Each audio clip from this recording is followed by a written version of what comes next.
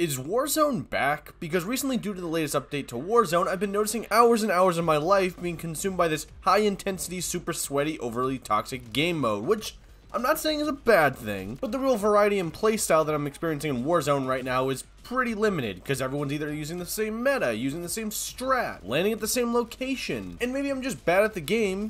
Down to you, soldier. Just stay sharp.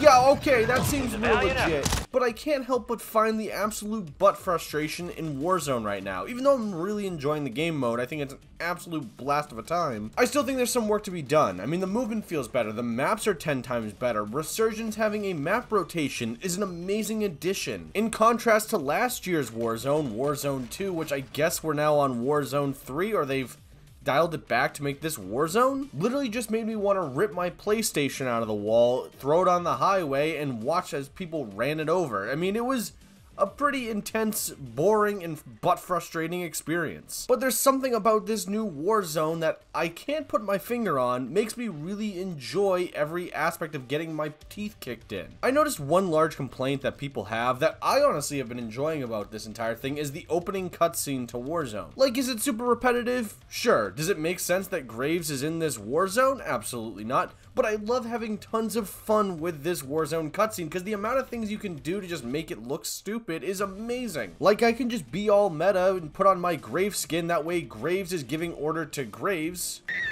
There you are. We got the green light. You're going to the war zone. Grab your gear and shoot.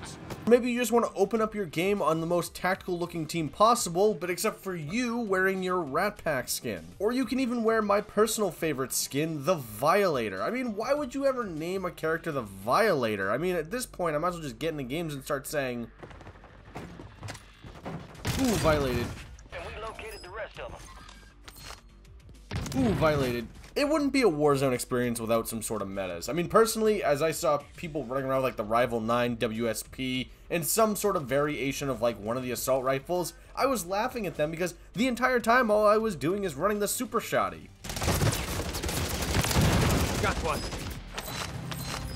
You got gas inbound. Safe zone relocated.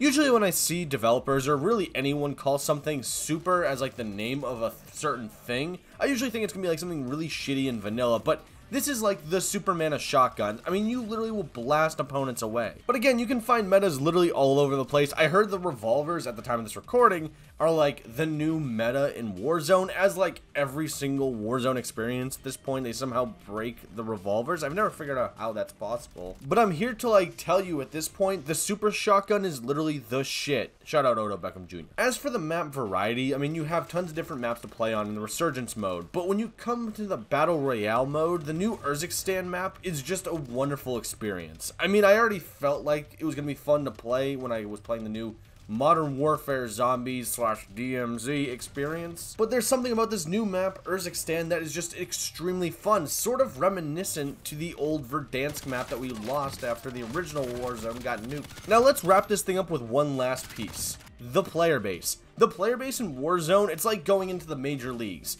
Like, you basically start out as this minor league player with really no kind of gauge of how good you are at the game. You literally just get tossed into the major leagues with all these players that are slide canceling about, and you have no chance. You can, yes, get good and learn from your mistakes, but my god, there's some like disproportionate like ratio of the good players and the bad players. I'm like in the middle and just barely in the middle. My advice, don't try to challenge anybody. Just sit up in your high rise and watch as everyone else is fighting each other, and then just hope that you find the worst team possible when you get to that final round.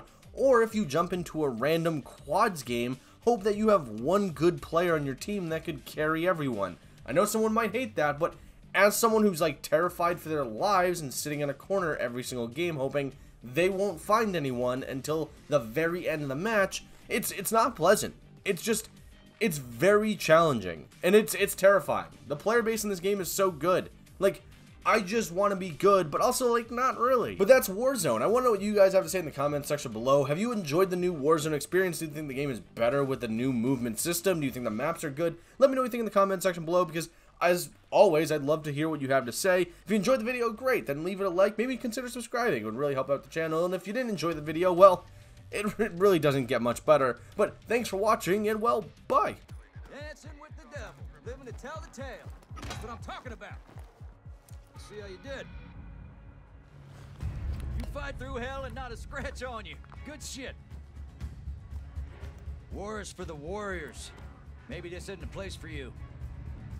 Oh, what the fuck ever? Read me?